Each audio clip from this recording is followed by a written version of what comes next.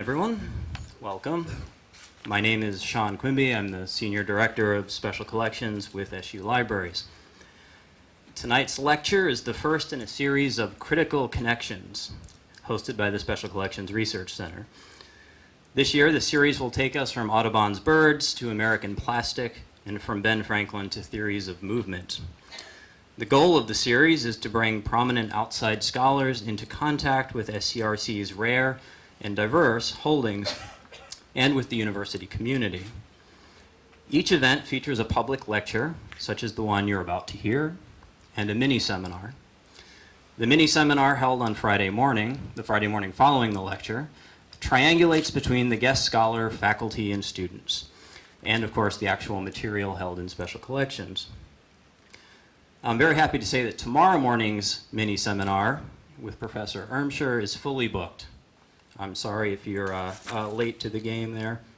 If you haven't already done so, though, I do encourage you to pick up one of our flyers, which includes the full calendar of events this year. We also have bookmarks if you prefer those. And you can also visit us online at programs.scrc.syr.edu. Tonight's lecture by Christoph Irmscher will also launch the exhibition John James Audubon and the American Landscape. So immediately following this lecture and some question and answers, probably around 6:15, I'll invite you all to join us for a reception celebrating the exhibition's opening on our 6th floor gallery. In just a moment, I'm going to turn things over to Sasha Scott, who will introduce tonight's speaker. But first, I wanted to publicly thank Curator Lucy Mulroney, my collaborator in developing this year's program. I also want to thank my assistant, Barb Brooker, who has handled the logistics. Now, I'd like to introduce you to Sasha Scott, Assistant Professor of Art History here at SU. Professor Scott is the author of the forthcoming book, A Strange Mixture, Art in Federal Indian Politics Between the World Wars. She teaches courses on 19th and 20th century American art and on the landscape in American art. Some of her students, I believe, are in attendance tonight. Professor Scott. Thank you. I feel like I should be singing the national anthem. I've never done this before. Okay, so if you can't hear me, let me know. So it is my great pleasure to introduce Professor Christoph Irmscher, and you must correct me if I screw up any of your hard-earned accomplishments. He's currently in the Department of English at Indiana University in Bloomington, and broadly his research encompasses American and Canadian literature and culture. He's written numerous articles and books on things related to literature and art and the natural history formation and often the intersection of all of these things. His books include The Poetics of Natural History of 1999, 2 texts about the poet Henry Wadsworth Longfellow, and most recently, a book about the scientist and inventor and a very controversial man, Louis Agassiz. And this was picked by the New York Times as an editor's choice in 2013. And there's actually, you read an excerpt of it on interview with Boston Radio, and it's on his website, and it's beautiful, and you all should go buy this book. So it's great. If that wasn't enough, he's appeared in 2 award-winning documentaries about the subject of today's lecture, John James Audubon. And his work on Audubon has been supported by the National Endowment of the Humanities, and this is recently in the form of 2 grants for summer institutes, and these are very prestigious grants. Now for me, Professor Irmscher's importance in the field really extends beyond his carefully researched and beautifully written histories. He has been instrumental in advocating for an environmental turn in the humanities. And he's urging scholars to take seriously issues, and I'm quoting here, of environmental interconnectedness, sustainability, and justice in cultural interpretation. Indeed, after reading an anthology that he co-wrote with my predecessor here at Syracuse, Alan Broderick, and this anthology is called A Keener Perspective, I just knew that I had to bring ecological perspectives into my own classroom and into my own work. And actually, my graduate students in particular have picked up this cause, this environmental turn, pretty passionately in their own work. And if they've responded to the challenge of writing art histories in which the cultural is inextricably tied with the environmental. So that's enough from me. It's really I give the floor to you, and thank you for being here. Thank you very much, Sasha.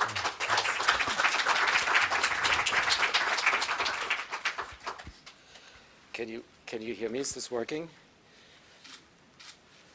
Might not be working, but I have a pretty loud voice, so I can try and speak without it. Nope. There you go.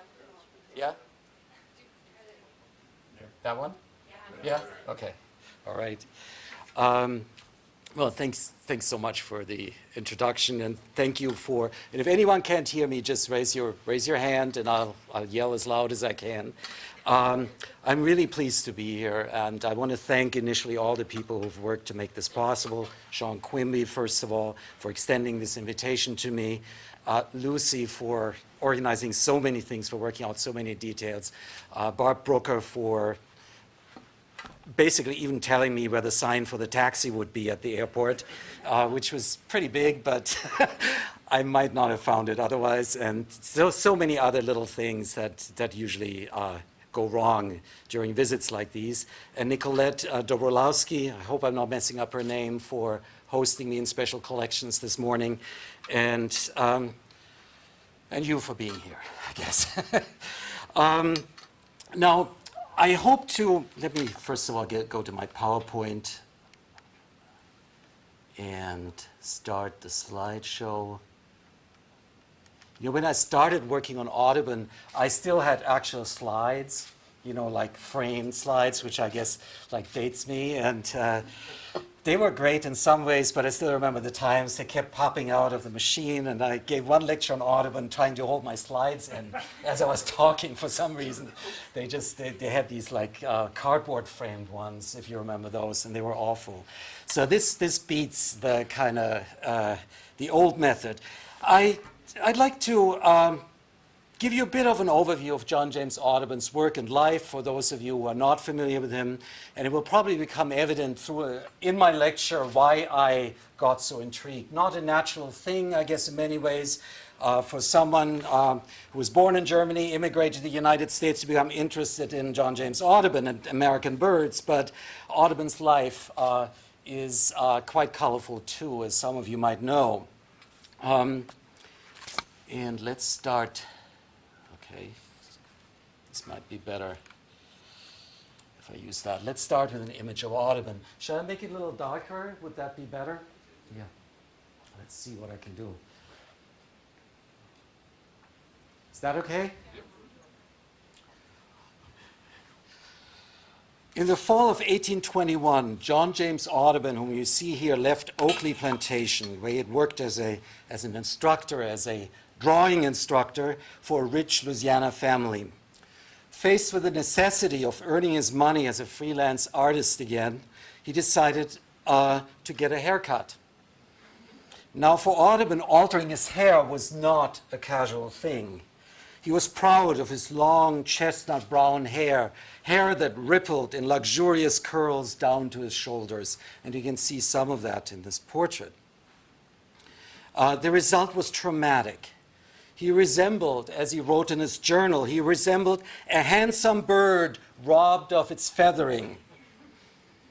The poor thing, he continued, looks bashful, dejected, and is either neglected or looked upon with contempt.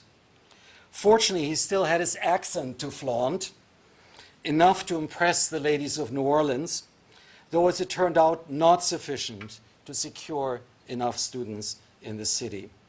The struggle continued. And this was a struggle throughout Audubon's life. Money was always, up until a very late point, which I will tell you about, money was always in short supply. Now, comparisons between humans and birds are not extraordinary. They're part of our language. We often speak of someone's aquiline nose. In fact, Audubon's biographer, Richard Rhodes, uses that same expression a couple of times. Or we talk perhaps less flatteringly about someone who eats like a bird, or someone pecking at his dinner, for example. But for Audubon, comparisons, connections between his own life and those of the birds he painted was not a casual, not a metaphorical one. For those who don't know much about Audubon, and those who do, forgive me for this little sketch of his life, he had an extraordinarily complicated, extraordinarily rich, colorful life. He was born in 1785 in Oké, and you can actually see it right here at the bottom of the map. It's a contemporary map of Saint-Domingue, the French part of what we now refer to as Haiti. And he was the illegitimate son of a slave trader, of a French slave trader and merchant, Capitaine Audubon, as he was known. He was shuffled to France when he was still a child to escape the violence caused by the slave uprising in Saint-Domingue. And it became subsequently, as some of you know, the first independent state run by former slaves, only to find himself in the middle of more violence because he got back during the French Revolution. And that was of crucial importance to him, growing up in a place where he would see executions in the market square. He grew up in Nantes, where the air was still thick with the smell of exotic spices and of coffee beans, filled with the screams of exotic birds brought home from the plantations overseas, the conversations of the people rich with tales of travel. The truth was a relative thing in Nantes, a city of very strong women, as Audubon's stepmother, Anne Moinet, certainly was, Anne Moinet, as I should pronounce her. Women were used to the absence of their husbands. When you left, you were usually gone for 3 years, going to Africa first and then to the possessions in Saint-Domingue, then back home.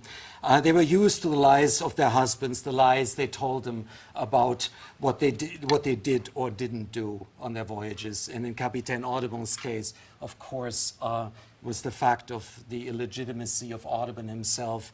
Also, his half-sister was partly black, who was also brought back to France, and he had a very understanding stepmother who accepted them all into the family.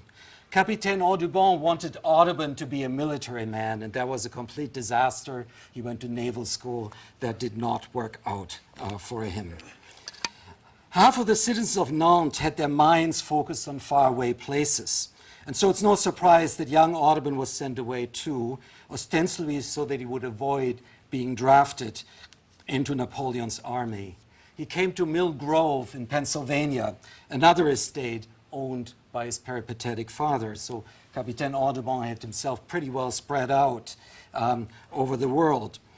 He soon impressed his neighbors in Pennsylvania, and particularly a young British girl named Lucy Bakewell, who became his wife, with his prowess in hunting and skating.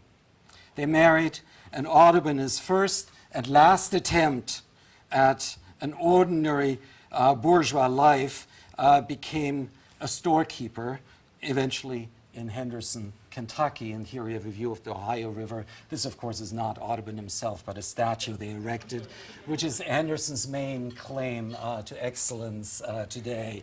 So when you go to Henderson, you find everything named after Audubon, the gas station, the convenience store, and so forth. In reality, though, he was spending more and more time sketching birds, assembling a vast portfolio of them, of watercolors and natural poses, or what he thought were natural poses. The birds he shot himself, masses of them, so that they were his and his only, which became very important. He never stuffed them. He worked from skins, sometimes from skins, but usually from the freshly killed bird.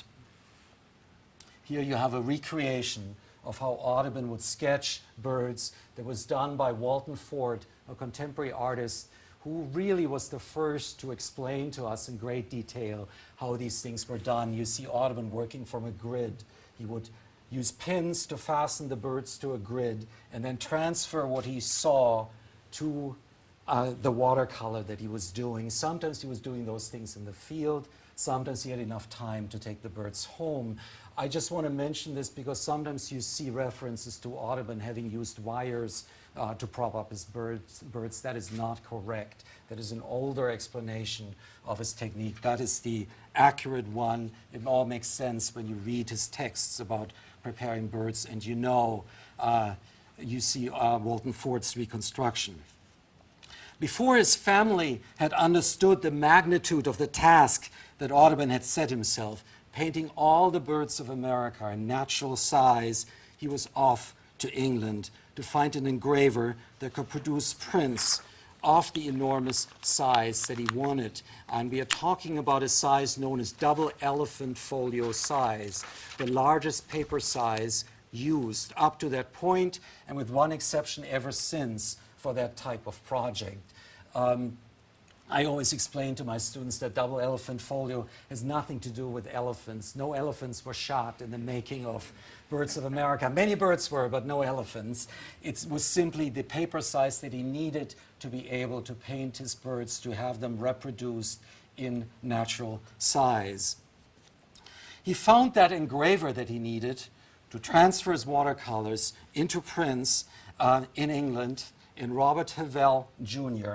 And sometimes when you hear Birds of America being referred to as Audubon's work, to be entirely correct, and you will see some of the reasons why, we should talk about Audubon and Havell's Birds of America, because Havell had a crucial part, even an artistic part, in producing the final prints. There's a funny story about how he found Robert Havell. They didn't immediately start out working together. The first engraver was a man named William Lizars in Edinburgh. William Lizars did the first 10 plates, and sets that have the first 10 plates done by William Lizars are extraordinarily rare. In fact, the last set to come up for sale, sold at Christie's, did have Lizars plates, and I was very surprised that it didn't yield as much money as I'd expected. Mostly you see these plates redone by Havell. William Lizars had all the best intentions, but the printing shops in England were in fact very often sweatshops, and he had a labor problem. He couldn't work according to Audubon's expectations. Audubon transferred the entire operation to London, where he tested several printers. He started working with Havell's father, Robert Havell Sr., who realized that in order to produce the work Audubon wanted, he needed help. And he auditioned several printers, and the one that won the audition was ironically his estranged son, Robert Havell Jr. At least that is how the story is very often told. Meanwhile, Lucy Audubon was back in the United States, toiling away as a teacher on plantation schools. Not a happy fate for her, and something that led to complaints. Rather extraordinarily, Audubon was being supported by his wife for much of the period that he was working on Birds of America. We're looking at 11 years altogether. If Lucy ever ruled the day she had met the man who spent more hours in the company of birds than in her own, she never quite said so, even though some of her letters do raise doubts about the wisdom of Audubon's decisions. Many biographies have been written about Audubon by Francis Herrick, Constance Rourke, Alice Ford, Shirley Straczynski, William Souter, Duff Hart Davis, and Richard Rhodes, to name a few, but none of these ultimately shed much light on why and how Audubon sacrificed his life, to some extent that of his family, because his two sons were roped into the family enterprise as well, to the production of what some would say was really an oversized picture book. It was a crazy idea if ever there was one, and few of the explanations generally offered. Audubon's wildness, for example, this is William Souter's explanation, or conversely, his need to civilize himself and to become an exemplary American, according to Richard Rhodes, seem entirely satisfactory.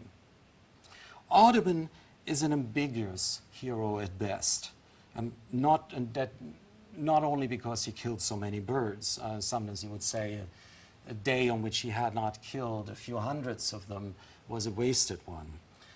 Whatever you assert about him, you can with almost equal authority and assuredness state the exact opposite too. Take William Souter, for example, who, to explain Audubon's almost manic shooting of birds, asserts that he wasn't a modern man, only to tell us 2 pages later that in some ways he was, since modern field biology still works basically the same way Audubon does, by killing specimens needed. One of the problems facing the Audubon biographer is that, at least the way he saw it, biography was his business too. He was a biographer of birds, as he saw himself, whose lives he recorded both in images and eventually also in texts. And one of the things that's not so much known about Audubon is that he was a prolific nature writer. His ornithological biography, as he called his main textual work about birds, ran to 3,000 pages eventually. And there is a volume of ornithological biography that you can see in the exhibition. In the introduction to the first volume of his bird essays, his bird biographies, Audubon claimed that he'd grown up in close communion with nature, enjoying a kind of intimacy bordering on frenzy with them. And nature for him meant, he said, birds, whose progress to perfection, from the egg, a kind of flower in the bud, to the beauty of full adulthood, he loved to watch. But watching for young Audubon was not enough. He wanted to own these birds, and this he could only do by killing them, a paradox that drove him to despair. It was at this point, he said, that his father showed him natural history illustrations, a book of illustrations. His life had changed forever, he said. But Audubon became no mere illustrator. His images don't exhaust their significance by referring to a reality that exists outside of themselves. Instead, in conjunction with the biographies he wrote of birds, they unfold their own complicated dynamic. And I want to show you some examples. This is an image you can see in the exhibition upstairs, but not in that form. This is in fact a watercolor, the watercolor original, that was then turned into a plate. And you can see that these images are sometimes very different. When you look at the watercolor, you see there's a background added. This is Havel's work. So we have sometimes it's Audubon's work, he provides a sketch, but more often than not, he just leaves instructions for Havel. Now, this is a man who'd never seen the United States and was working from prints or his own imagination in a lot of cases. Audubon loved birds, partially because they were so different from the world of humans in general. His plates shimmer with his appreciation for their otherworldly beauty, with colors and words alike caressing them, holding them in a kind of embrace that leaves the purpose of mere scientific description behind. Audubon stares at his birds the way any good biographer does, at his subject, trembling with a desire to make them their own, if not literally, then through paint or through words. This is the glossy ibis, and you can see some of his excitement when you listen to his verbal description of the bird. He can't say glossy enough times in his description. The upper part and sides of the head are dark glossy with purplish reflections, excepting the anterior edge of the wing and the interior scapulas, the small feathers on the bird's shoulder, which are deep glossy brownish red. The upper parts are splendid dark green, glossed with purple. The primary is black, shaded with green, the tail glossy with purplish reflections. Glossy, glossy, glossy. In the plate, the bird's sinuous elegance is contrasted with the relative straightness of the farm, the straight lines of a farm with fences, an addition made by Havel. Biography, in some ways, is the enhanced desire for familiarity that resides in all of us. Strangeness always feeds our need to know more, sometimes at any cost. It is a deeply human enterprise. Animals don't waste their time describing the lives of other animals. The world of human ambition in Audubon is present in his backgrounds, ranging from the emblem of destructive settler colonialism in this plate of the common buzzard or Swainson's hawk, as it's now known. And you can see, I enlarged little detail, you can see how careful Havel and his colorists, we think that up to 50 colorists might have worked on any single plate. You can see how careful the work is that is being done once you enlarge them. So the world of humans ranges from these settlements, these pioneer settlements, to cityscapes, which you see in this plate of the long-billed curlew, where you get a view of Charleston in the background, executed by Audubon's assistant, George Lehman, who did, in fact, the original for this. And I think I have a slide of the original watercolor as well, so that you can see it's not quite as high resolution, but you can see that in this case, Havel got very precise instructions, right? The accompanying essay describes Audubon's visit to Sullivan Island. Let's go back to this one, it's a little better. But what happens there is little to do with the world of Charleston from which his party came. On the island, the curlews are so plentiful, Audubon writes, and their nests on the ground so close together that they could not walk between them without injuring, without breaking the eggs. So this image of plenitude, that's always very important for Audubon.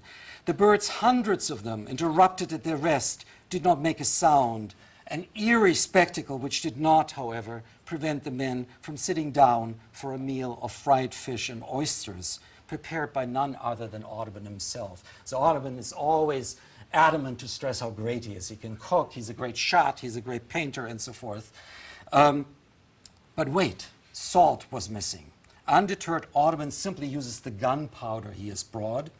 And so he and his men devour their meal stained, with the finger stained by the villainous saltpeter. So they use gunpowder in order to make it palatable for themselves. Everyone slept soundly afterwards.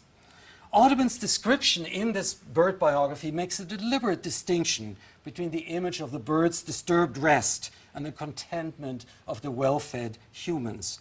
Their pleasures contrast with the silence of the curlews, and that's a motif in Audubon. Birds are always very often silent when you confront them, as he does. The curlews, when shot, take, Audubon says, a good long time to die. So long as life remains in them, they skulk off among the thickest plants, remaining perfectly silent.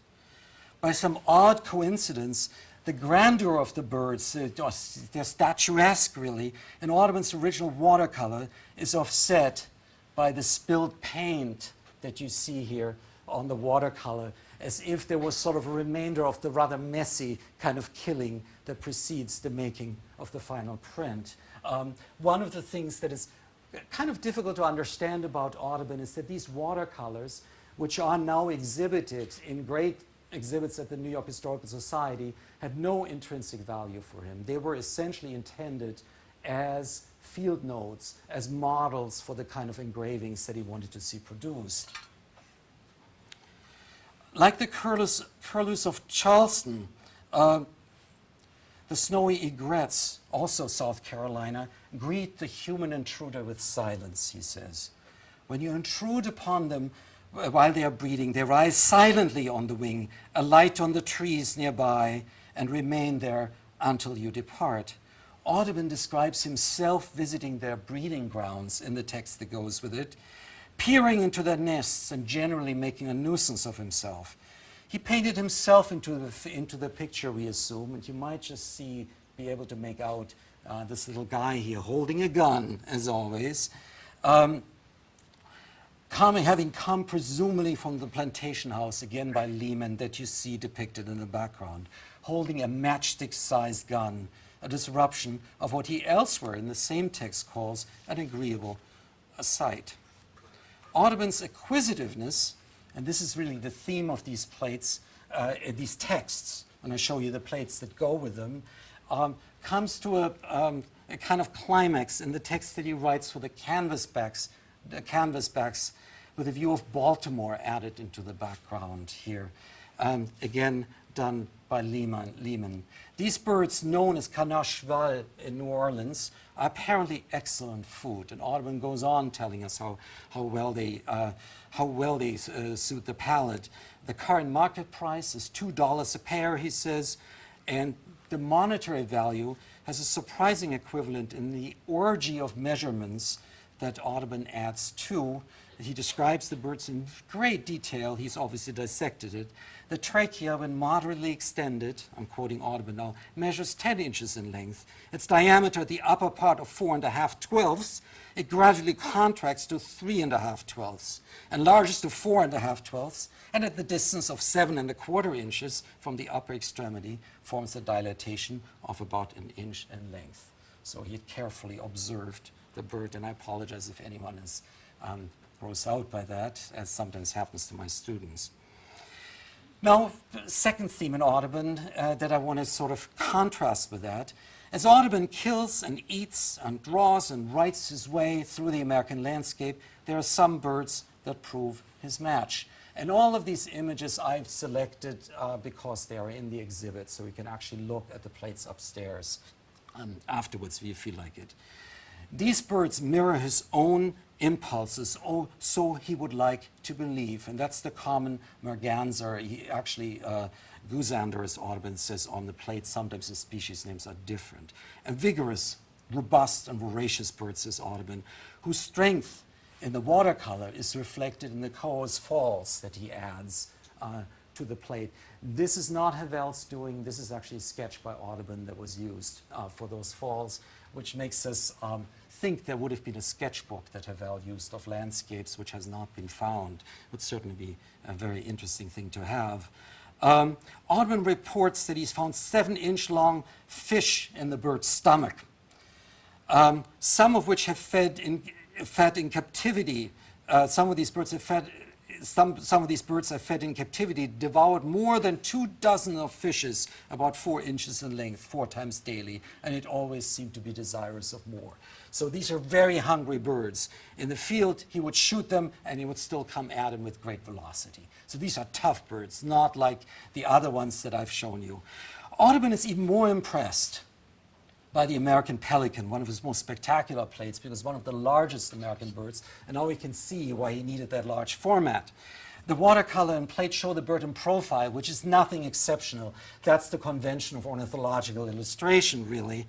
But what is less conventional is Audubon's obvious skill in recreating the minutest physical details in the picture. If you note the wrinkles on the bird's distinctive pouch, or the shaggy breast patch, which is so different from the rest of the bird's plumage, you get a sense of his and Havel's skill.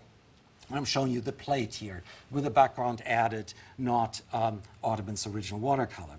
Writing about the pelican, as he sits down to write his essay, Audubon feels transported back to the Ohio River, and I showed you a picture of the Ohio River, where he remembered sometimes see scores of them enjoying the evening. But the calmness of that remembered scene, I'm giving you a sample of Audubon's writing, is interrupted when Audubon's pelicans suddenly get hungry, and it's a hunger of almost mythic proportions. When a pelican is hungry, it's not just a little bit hungry, he's saying. And I quote Audubon now at some length. The red beams of the setting sun tinge the tall tops of the forest trees. The birds experience the cravings of hunger, and to satisfy them they must now labor. Clumsily do they rise on their columnar legs and heavily waddle to the water. But now, how changed do they seem? Lightly do they float as they marshal themselves and extend their line, and now their broad paddle-like feet propel them onwards. In yonder nook, the small fry are dancing in the quiet water, perhaps in their own manner bidding farewell to the orb of day, perhaps seeking something for their supper. Thousands there are, all gay, and the very manner of their mirth, causing the waters to sparkle, invites their foes to advance towards the shoal. And now the pelicans, aware of the faculties of their scaly prey, at once spread out their broad wings, press closely forward with powerful strokes of their feet, drive the little fishes towards the shallow shore, and then with their enormous pouches spread like so many bag nets, scoop them out and devour them in thousands. If Audubon is able to kill several pelicans with one shot, the pelicans are infinitely more effective. They kill thousands with one scoop, so to speak, thousands of fish. A more kind of low-key, but no less lethal version of a similar experience is behind one of the most famous night scenes in Birds of America. There's only 3 of them, really. You just saw the pelican. The barn owls. The landscape is completely Havel's creation. It looks a bit like, if you've seen Thomas Cole's oxbow painting, it looks a bit like it, but it couldn't be inspired by it because that's 1836 and Audubon's plate was done earlier. The landscape has little to do with the owls, is never mentioned in the accompanying bird essay, which places Audubon's interaction with that species into a sugar house in Charleston, a sugar refinery, where Audubon visits over a period of weeks a nest of young owls. They even allow him to touch them, and eventually one of the owls dies, and Audubon takes the other two with him. Audubon is normally a friend of the big, long, complicated sentence, so the way in which he records this final event is pretty chilling. I took them home, and I can imagine what happened to the owls. Audubon admits that the scene in the plate is invented, that he's never seen this. I've placed, he says in this text, a ground squirrel under the feet of one of them as being an animal on which the species is likely to feed. And you see that little squirrel. In the plate, it dangles between the two owls, a visible marker of their shared appetite. By the way, it's the female feeding the male, which is kind of an interesting aspect of that image, or opening this up as a possibility to the male. Audubon's bird biographies always have a sort of subtext of death. I mean, in a sense, you could call them, if you like fancy terms, and academics do, you could call them thanatographies, thanatos for death, but you know, that's just, it's not really necessary to do that. Very unusually, he appends to his description of the plate, his essay, something about the little squirrel. We have no small quadruped as interesting, more interesting than this, he says. And then he imagines a scene in which he sees that little squirrel. All of a sudden it occurs in a bird biography, right? I think I see him as he runs before me with the speed of thought, his tail quite erect, his chops distended with the produce of the woods, until he reaches the entrance of his retreat. Now he stands upright, clatters his little chops, and as I move onward a little step, he disappears in a moment. Audubon's essays are full of animals that disappear, but that one he doesn't want to let get away, and he runs after the little squirrel as if he were in fact a barn owl scratching little rodents out of the earth. Before we've even realized it, this little cute story about a cute squirrel becomes a tale of horror involving a human with a hatchet. Stone after stone I've removed from the fence, but in vain, for beneath the whole cunning creature has formed its deep burrow. With my hatchet, I cut the tangled roots, and as I follow the animal in its innermost recesses, I hear its angry voice. I'm indeed within a few inches of his last retreat, and now I see his large, dark, protruding eyes. But then, surprisingly, he allows the squirrel to disappear. At this moment, out he rushes with such speed that I don't want to follow him. I leave him unmolested. Audubon is, after all, not a barn owl. So I want to confront these two basically strands, birds that are beautiful to look at, that you want to own, birds that are themselves voracious as Audubon is, with a sort of third theme in Audubon, and this will be my final section. Birds can be prey, they can be predators, they can be both, but there's some birds that absolutely refuse to be either. And this is a plate, or the watercolor for a plate, that you see in a reproduction outside. It's the American flamingo. It's one of Audubon's most famous plates, and certainly one of the most expensive ones today. That's the one people always want to steal, so you could be very, very careful if you happen to own it. Ironically, it's also one of a handful of plates that were not drawn from a bird that Audubon had obtained himself. And it's very, very frustrating. Audubon was never able to procure a flamingo that would have served him as a model.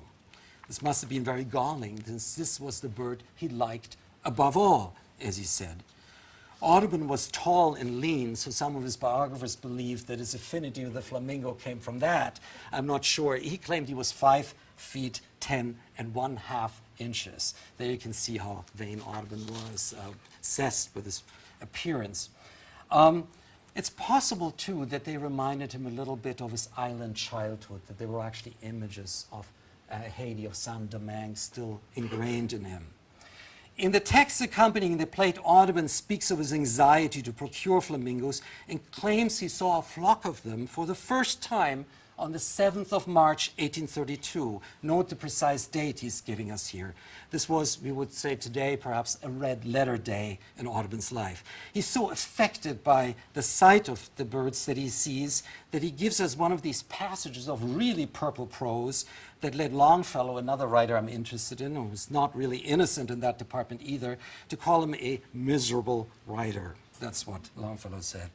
But Audubon's attempt at poetry also makes me think that these birds really did take him back to something he remembered.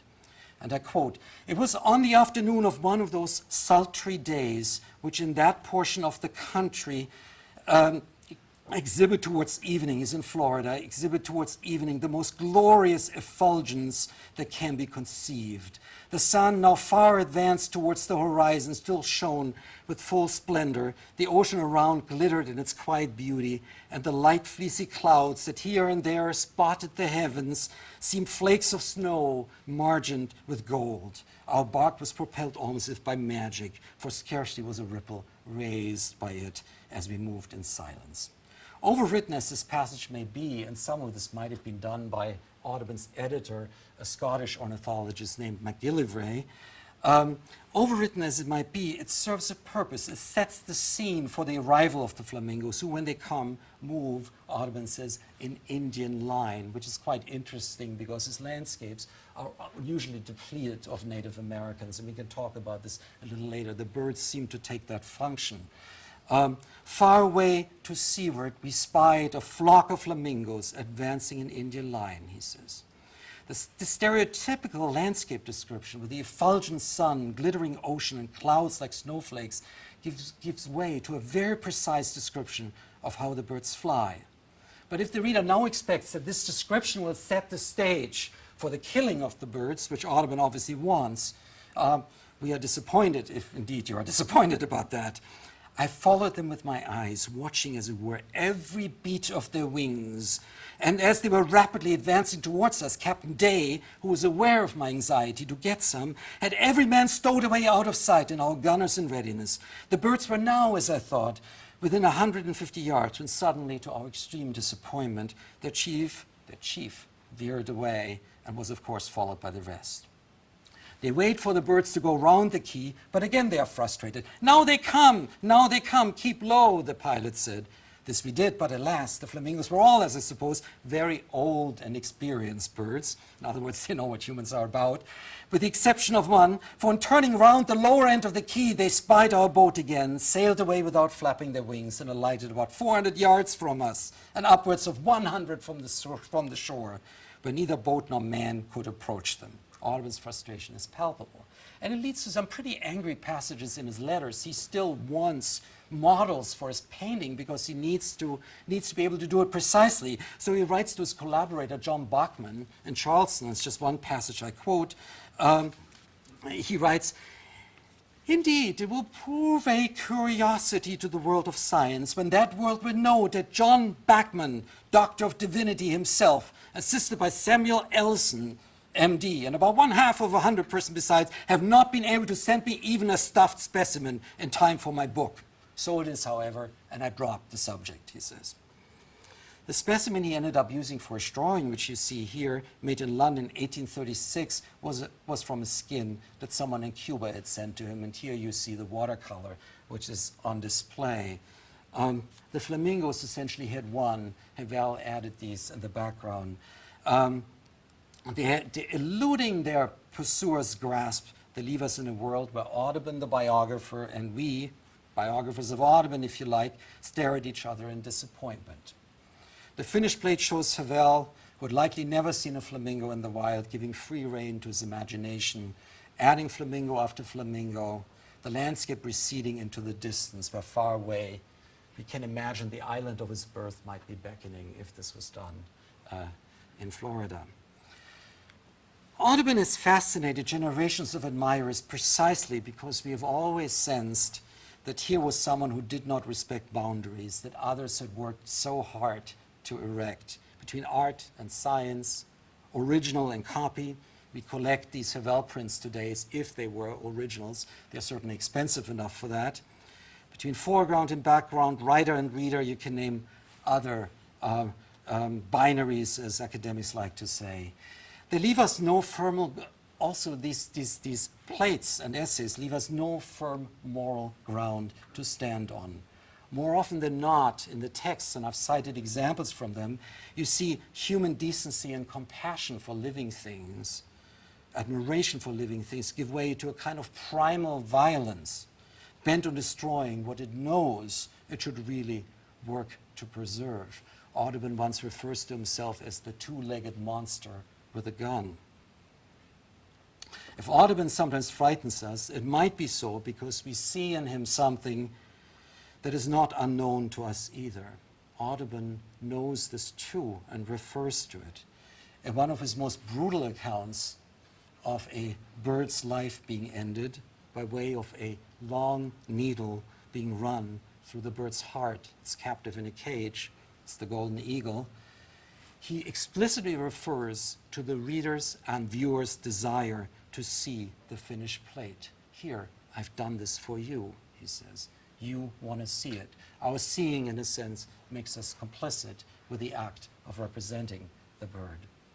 He needs to procure his birds so that we can procure his plates. Audubon, in that sense, is our contemporary.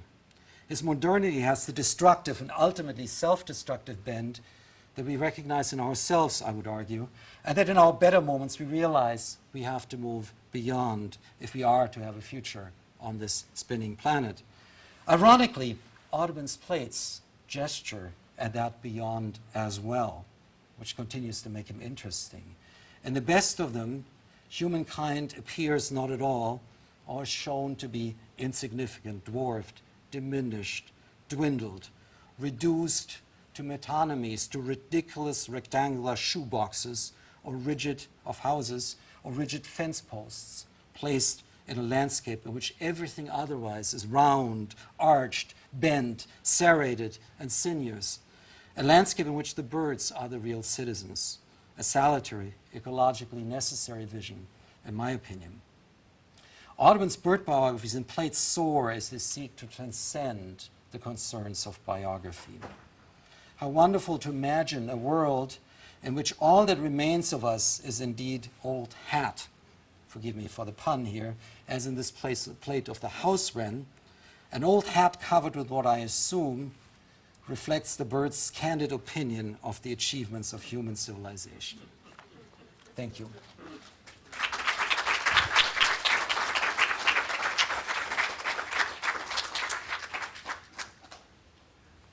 Just gonna grab my water bottle. Well, thank you, Professor Irmscher. We have a few minutes for question and answer, if you'd like. I'd remind you that we are being videotaped, so if you do have a question, please raise your hand. I will run the microphone to you so that we can be sure to record it for future viewers. Questions?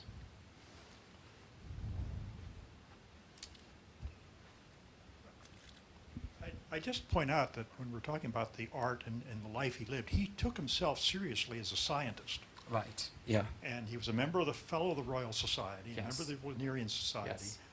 and which means his science was also taken seriously at Yeah. the time. And this Yeah. sort of collecting, almost stamp collecting that Right. he did was typical Right. of what naturalists did at that time. Yes, It was, yeah. after all, that's the way Darwin did it, the Yeah. same sort of thing. So I think Yeah. that sometimes in all of this, Mm-hmm. the life he led and the art and so forth, we forget that he seriously considered Mm-hmm. himself a scientist, and his writings are actually fairly accurate in terms of a Yes, description. yeah, So, yeah, yeah, absolutely correct. There are some, slightly different approaches. Alexander Wilson, for instance, someone who comes to mind, who did not do the industrial style killing that Audubon did, if you want to refer to it. Alexander Wilson was his immediate predecessor. American ornithology was the first, really the foundation of scientific ornithology in the United States. A poet, a weaver by training, who came to the United States and really did a glorious work that's on display. One of the volumes is in the exhibit as well. It was a more low-key enterprise, Wilson's. He did not have the support that Audubon did, but he modeled the entire enterprise, including trying to get subscribers for his work. He traveled the country in order to find people who would in fact support him. And he ended up actually, unlike Audubon, working on his own plates, hand coloring them and so forth. He actually sketched from living birds, which Audubon did only in retrospect and in memory. They would of course inform his sketches.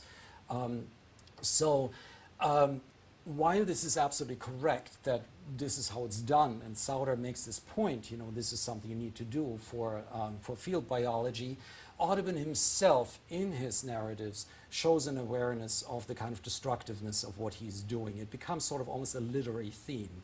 So if we take the biography of the golden eagle, which I mentioned, this is actually not really a field narrative. The bird is in a cage, and it's a bird that he's purchased. And he tells it basically like a short story. So while I would say he's a scientist, I would also argue that there is a sort of literary sensibility that he displays, why he's worth being read today. He acquires this bird, places it in the cage, and then he tries to kill it because he needs it for the plate. But at first, tantalizingly, he says, I'm going to leave that one alive. I'm not going to kill it, right? And he says, but wait a minute, reader. You really want a good plate, right? So I need to, in fact, do this. And then he tries over a period of 3 days, and the number 3, you know, has some kind of literary significance for him there, and the bird just won't die. So he comes back into the room, he tries fumes, he insulates the room, he comes back, and the bird still stares at him with this unflinching gaze, right? And on the 3rd day, he takes that, he invites some dignitaries and people in Boston, among them George Parkman, who was a medical doctor, who gets murdered later on, but that's a different story. He invites George, first Harvard murder case, really important murder case, comes in and he asks them for their advice, right? And you know, nothing works, and so he takes the needle. So there is some kind of, some literary sensibility at work here that invites him, that encourages him to draw this out. And he's not done with the narrative. It almost sounds like a Poe story when you read it. After the bird is dead, Audubon gets sick. You know, he paints basically all night, and this is something he has to do. He paints for hours. For Audubon to make a sketch over a period of 14, 17 hours is actually not at all unusual. And then he gets sick, probably the first sign of the neurological illness that later on led to him not being able to complete the quadrupeds, his next work. And so the death of the bird results in the near death of the naturalist. And there's sort of some connection that he exploits that he really pushes him a little beyond Wilson, who is a professional writer. He was a poet by training. Audubon certainly is not. So science and literature, I would say, in Audubon's case. There were people also who really thought that Audubon was not a scientist. And George Ord is probably the most famous of his antagonists. And when you go to the Academy of Natural Sciences in Philadelphia, it's something I always like to see. You see the Audubon volumes in a case right under George Ord's portrait, and who has to stare at them forever on end. The ibis, I don't even remember it, the glossy ibis, actually someone tried to rename after George Ord, and you would see how Audubon in the biography totally goes off topic and rails against renaming birds because it's a George Ord bird, and this is definitely not something that he wants to allow.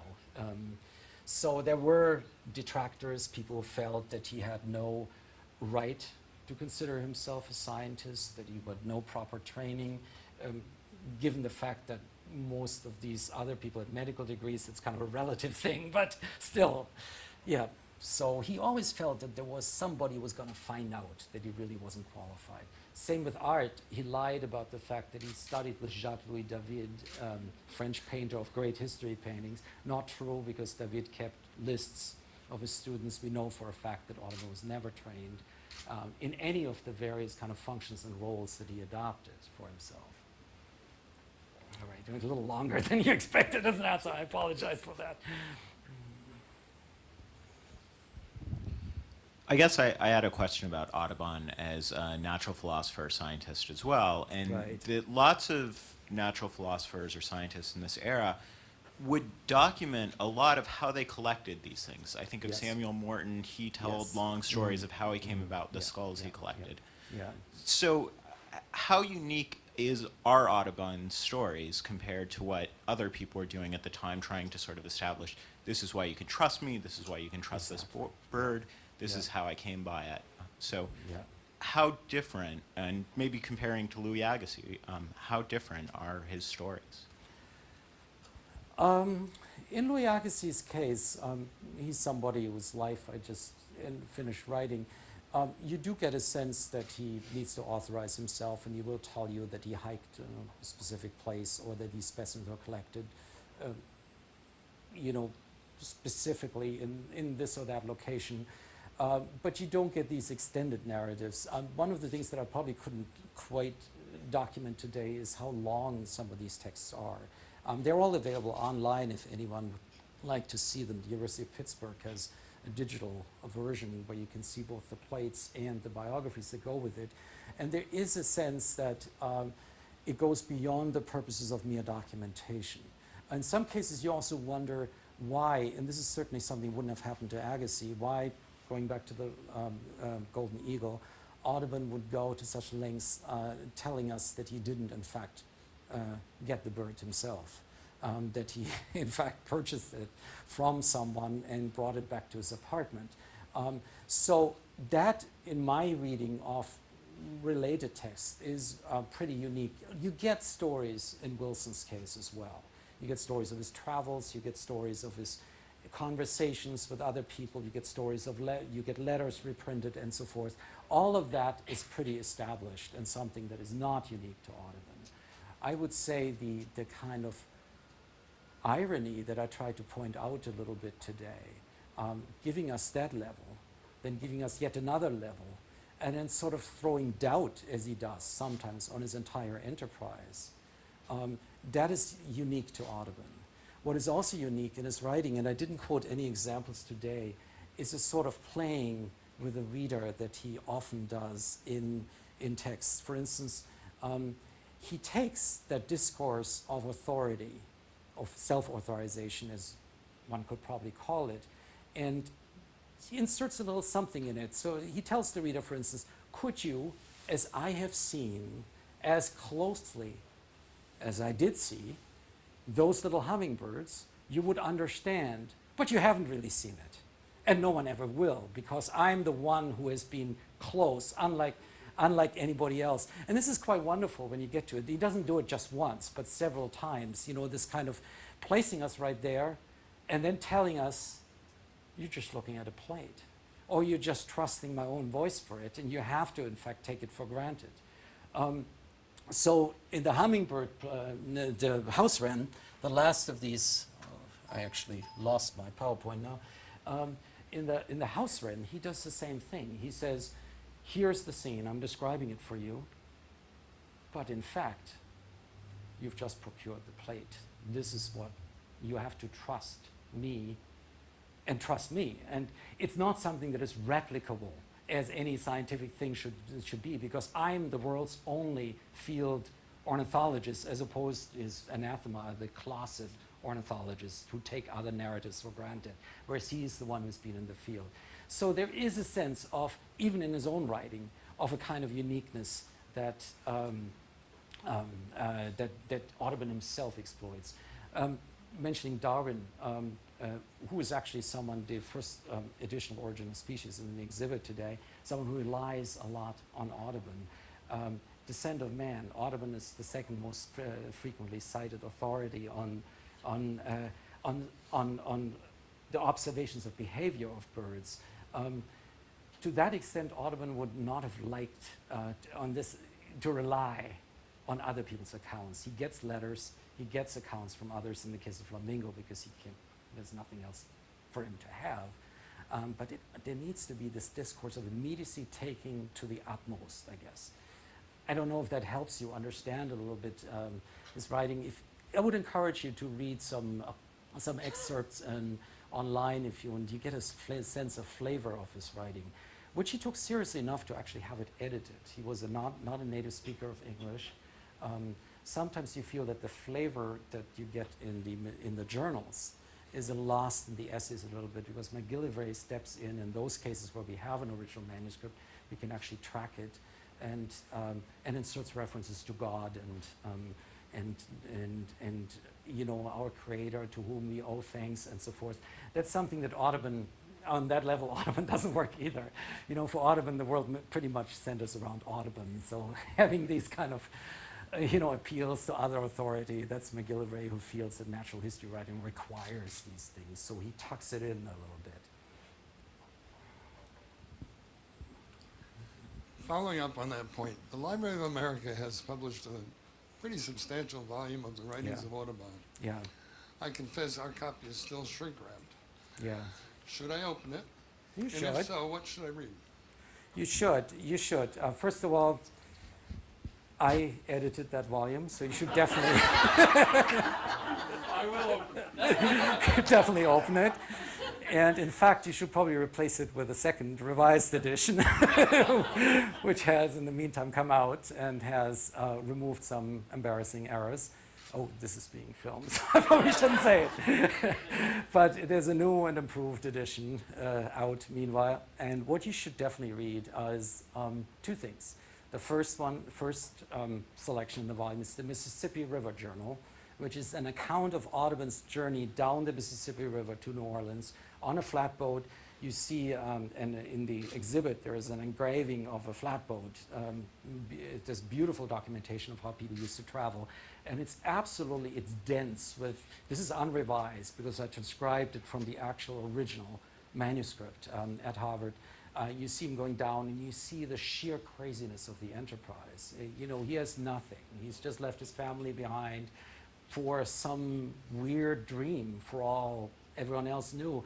And he sees plenty of birds on the shores, but he also sees people that don't fit any definition of conventionality. He sees a guy on a velocipede, right on the banks of the Mississippi River.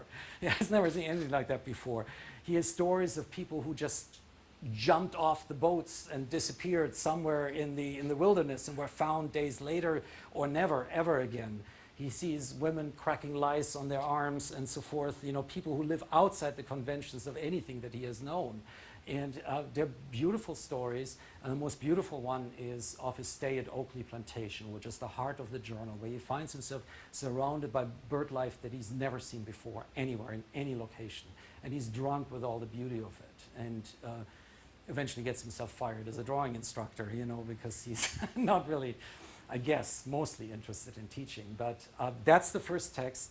I would definitely read the biography of the hummingbird, which is one of his most accomplished pieces of writing. The Golden Eagle, I would read. And I would probably also dip into his Western journal, which is unfortunately was edited by his granddaughter, so we don't quite have the original flavor anymore, especially his observation of what has happened in the West. This is the first time he goes out west. He wants to collect specimens for his quadrupeds, his new project, and he's just absolutely shattered by what he sees. Dead buffalo, Native Americans that live in a state of extreme poverty. It's a very, very dense account and worth reading. I wouldn't read the entire thing, but sort of dip in the middle. It's about as close as you can get to the buffalo descriptions. Well, some of you may have found the pelican story off-putting. It made me hungry. And so it is just after 6 o'clock. We have a reception starting on the 6th floor. I don't know if there's any poultry involved. But I encourage you all to join us upstairs, and we can continue the conversation. Professor Irmscher has offered to answer questions, help you navigate the exhibition. And I'm, as one of the co-curators, and Will Lemoy, the other co-curator, also are happy to do that. So thank you all for coming, and Thank you see very you in a much. few moments. Much appreciated.